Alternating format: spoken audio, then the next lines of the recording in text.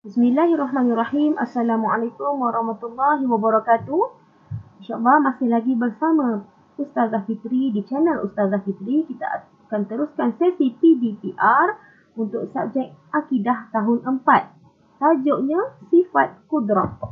Jadi dalam tajuk Sifat Kudrah, kita akan mengupas subtopik kekuasaan Allah dan kekuasaan makhluk. Kita nak tengok bentuk-bentuk ataupun perbezaan di antara kekuasaan Allah dan kekuasaan makhluk. Kekuasaan Allah ataupun kudrah Allah. Allah mencipta langit dan bumi. Yang kedua, adanya alam ini iaitu dari tiada kepada ada. Yang ketiga, wujudnya semua makhluk di dunia ini merupakan tanda kekuasaan Allah. Yang keempat, Allah memati dan menghidupkan manusia. Yang kelima, Allah juga menjadikan malam dan siang. Tiada kuasa lain yang dapat menandingi kuasa Allah. Jadi kita dah tengok dekat sini bentuk-bentuk kekuasaan Allah. Allah jadikan malam dan siang. Allah mematikan dan menghidupkan manusia. Allah mewujudkan semua yang ada di dunia ini. Tiada kuasa lain yang dapat menandingi kuasa Allah. Seterusnya, kekuasaan makhluk ataupun kudrat makhluk. Kekuasaan makhluk ataupun manusia adalah terbatas. Tadi kita tengok Allah kekuasaannya tidak bergantung kepada sesiapa, tidak memerlukan sokongan, tidak memerlukan bantuan, bahkan berkuasa mencipta, mematikan, memusnahkan dan berkehendakkan apa sahaja. Tetapi manusia, kekuasaannya adalah terbatas. Allah mencipta daripada tiada kepada ada. Bumi ini daripada tiada menjadi adanya bumi ini. Manakala manusia hanya mengubah suatu kepada bentuk yang lain. Sebagai contoh, besi menjadi kereta. Besi adalah Allah dah sumber galian yang Allah jadikan di bumi ini. Sumber bumi.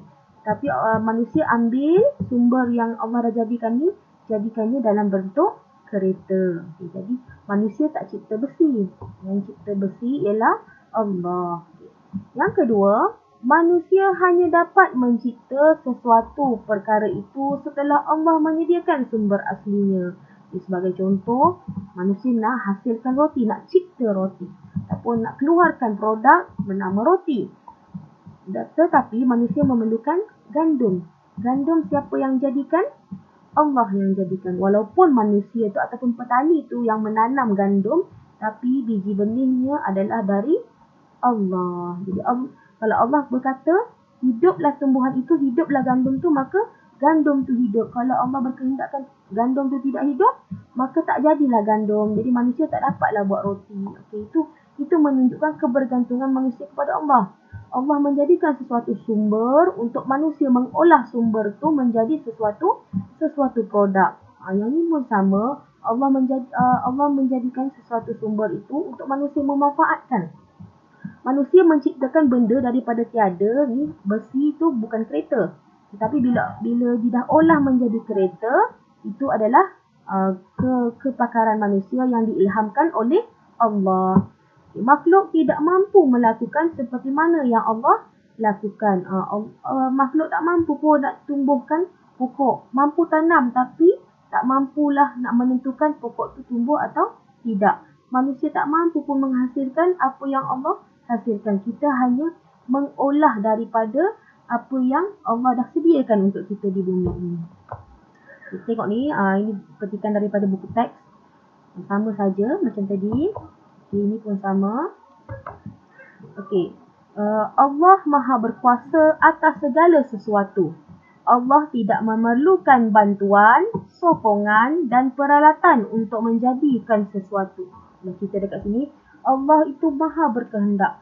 Apa yang dikehendakkan berlaku, maka berlakulah. Allah tak memerlukan apa-apa bantuan, apa-apa sokongan dan peralatan. Tak seperti manusia. Kalau nak jadikan sebuah kereta tu memerlukan mesin. Kita tak boleh buat pakai tangan sendiri. Kalau nak jadikan roti, kita perlukan mesin pengadun. Kita perlukan pembakar roti. Kita tak boleh menghasilkan roti tu sendiri menggunakan tangan kita saja. Tapi Allah tidak memerlukan apa-apa bantuan, apa-apa sokongan. Sesiapa pun membantu tidak diperlukan. Allah menjadikan sesuatu atas kudrah dia, atas kekuasaan dia. Manusia, kekuasaannya terbatas. Okay, seterusnya, setiap kejadian pasti ada hikmahnya yang tersendiri dan Allah tidak menjadikan sesuatu itu dengan sia-sia. Jadi kita tahu dekat sini, apa yang diciptakan Allah di dunia ini pasti ada manfaatnya. Walaupun dijadikan serangga berbisa itu adalah berbahaya kepada manusia, tetapi ia ada manfaatnya tersendiri, terutamanya dalam ekosistem bumi. Jadi kita kena muhasabah diri balik, renung balik ciptaan-ciptaan Allah yang Allah dah jadikan kat kita. Allah dah beri dekat kita, pandang balik diri sendiri. Diri sendiri ni merupakan satu ciptaan Allah yang paling unik. Kita tengok macam mana kita punya cap jari ni berbeza setiap orang di dunia ni. Takkan ada yang sama walaupun kembar. Jadi kita tengok dekat sini, kita muhasabah balik. Kita tiada kuasa, tiada upaya, tiada daya berbanding dengan Allah. Jadi janganlah angkuh di muka bumi. Terus beribadah kepada Allah.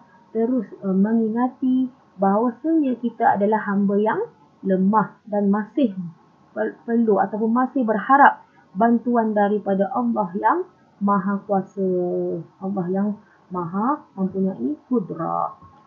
Sekian sahaja daripada Ustazah. Wabillahi taufiq wal hidayah. Wassalamualaikum warahmatullahi wabarakatuh. Terima kasih.